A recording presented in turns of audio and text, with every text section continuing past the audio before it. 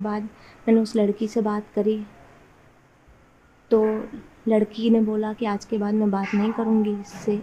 उसके फिर 2 महीने बाद, अभी 1 महीने 2 महीने बाद फिर मैंने इन लोग को देखा कि ये लोग बात कर रहे थे आपस में, यही कि पूजा मुझे तुम्हारे सारे ड्रीम्स पूरे करने हैं। मेरे हस्बैंड ने उसको ऐसे मैसेजेस किए थे।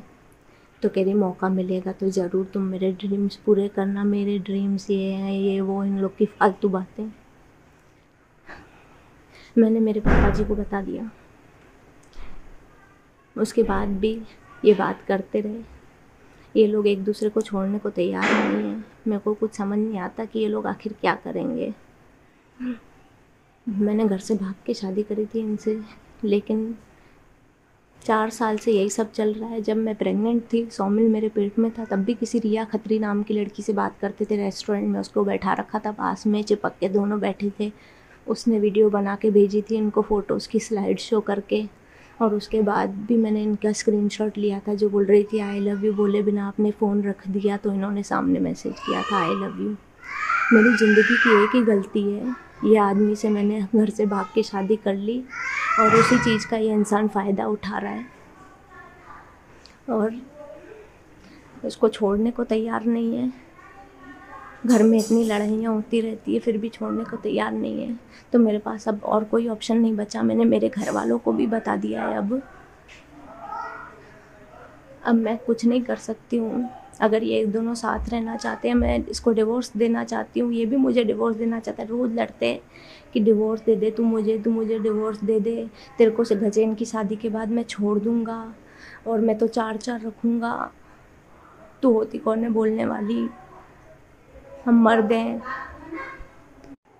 इसलिए मैं सुसाइड करने जा रही हूँ और उसके ज़िम्मेदार मेरे हस्बैंड और वो लड़की है जिसको लाख समझाने के बाद भी खुद की सगाई हो चुकी है, फिर भी वो उसको छोड़ नहीं रही है। और ये भी मेरे से कह रहे हैं, मेरे को इन्होंने बहुत मारा जब मैंने लड़की से बात करी तो कह रहे तूने क्यों बता दिया, हमारा रिश्ता अच्छे से चल रहा है, तू उसको फ़ोन कर और उससे बोल कि मैं उसके साथ रहना चाहता हूँ और मैं तेरे साथ नहीं रहना चाहता हूँ। ये सब बोल उसको फ़ोन करके। मैंने बोला उसको फ़ोन करके तो कह रही पागल हो क्या, मैं उसके पीछे अपनी ज़िंदगी क्यों बर्बाद करूँगी। उसके बाद भी ये लोग बात करते हैं। तो इनका लफड़ा मुझे समझ ही नहीं आ रहा है कि आखिर ये लोग चाहते क्या है मुझसे।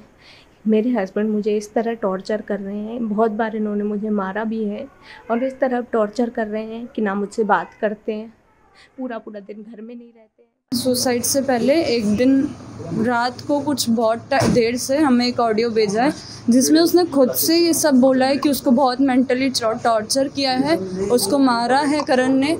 और रीना ने करण से बात की। उसका मेन 3 चीज़ें थी, डाउरी, वायलेंस और हैरेसमेंट बहुत उसके साथ हुआ है। तो रीना ने हमें एक दिन पहले ऑडियो भेजा है जिसमें उसने खुद से बोला है कि रीना ने करण से बात की। करण ने बोला है कि वो मर्द है, वो एक नहीं वो 100 भी रख सकता है, वो उसको कुछ भी, उसका कोई रिलेशन नहीं है रीना के साथ। उसने ये भी बोला था कि हम एक डॉक्यूमेंट बनाएंगे जिसमें हम ये बताएंगे कि हम दोनों अलग अलग रहते हैं, हम एक घर में हैं पर हम अलग अलग रहते हैं, क्योंकि उसका अफेयर पूजा राठौड़ के साथ है। और रीना ने उसमें ये भी बोला है कि करण ने उसको बहुत बार मारा है, वो पूजा को नहीं छोड़ सकता, वो रीना के साथ कोई टच नहीं रखना चाहता, वो पूजा के साथ ही रहेगा। जब वो आपकी सिस्टर के साथ नहीं रहना चाहता था फिर भी क्यों नहीं भेजता था आपके पास? वो हमें हमारे घर पे से मेरे मम्मी पापा मेरे चाचू 3 बार बहुत बार उनके घर गए हैं, हमारे भी उनसे बात हुई है कि भेजो उनको घर पे। तो वो एक ही बार सारी फैमिली साथ में हमारे घर पे आई थी, 3 दिन के लिए रही और रीना को अकेला नहीं छोड़ा हमारे साथ।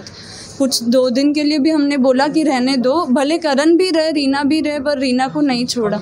और रीना का मेन मुद्दा यही था, रीना जिस तरह से परेशान थी उसका मेन कारण यही है कि वो अपना घर छोड़ के जिसके लिए गई है वो लड़का ही उसके साथ नहीं है, वो लड़का उसको थोड़ा भी सपोर्ट नहीं कर रहा है, ना फाइनेंशियली ना किसी और तरीके से। और वो किसी और के साथ अगर अफेयर करेगा, हाँ मेरे चाचू से 2 लाख रुपए की रिक्वायरमेंट उसने दी थी।